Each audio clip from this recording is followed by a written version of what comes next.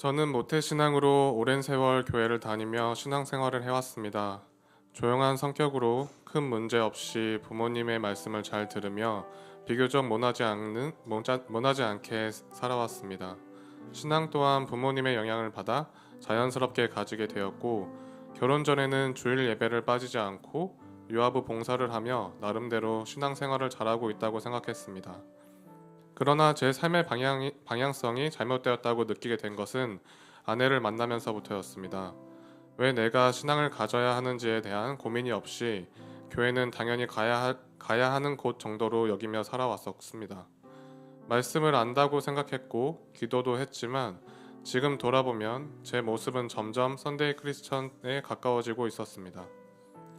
사랑하는 아내가 하나님을 진심으로 사랑하는 모습을 보며 내가 알고 있던 하나님에 대한 물음표가 생기기 시작했고, 더 깊이 알아보고 싶다는 생각이 들었습니다.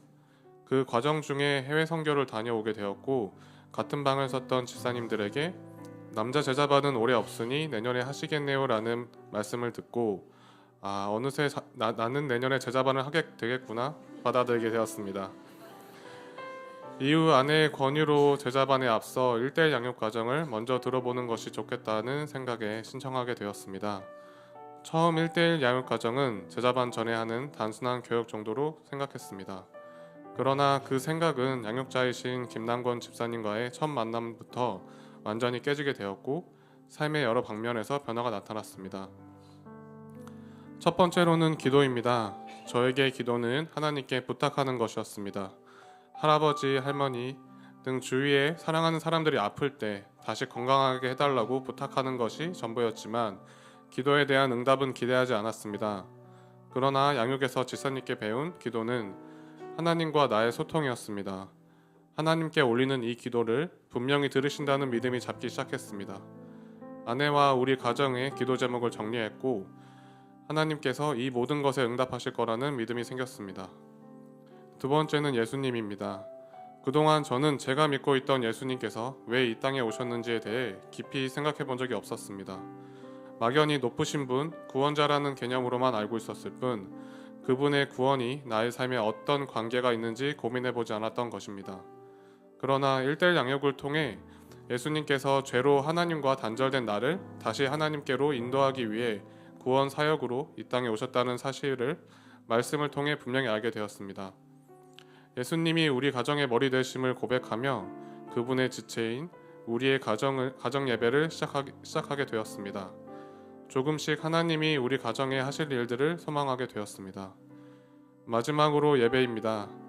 이전에는 예배는 주일에서 교회에서 드리는 것으로만 생각했습니다. 그러나 교회는 단지 장소일 뿐이며 진정한 예배는 주일 예배 이후의 삶에서 시작된다는 것을 깨닫게 되었습니다.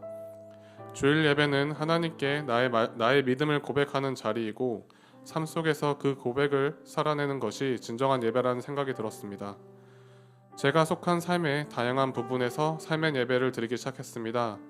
회사에서는 업무적으로 도움을 주려고 노력했고, 사람들을 만날 때는 먼저 인사하고 이전보다 더 친절하게 다가가게 되었습니다. 1대1 양육을 통해 깨닫게 된 가장 큰 사실은 이 세상은 결코 혼자 살아가는 것이 아니라는 점입니다. 하나님께서 지금도 우리와 동행하고 계신다는 것을 알게 되었습니다.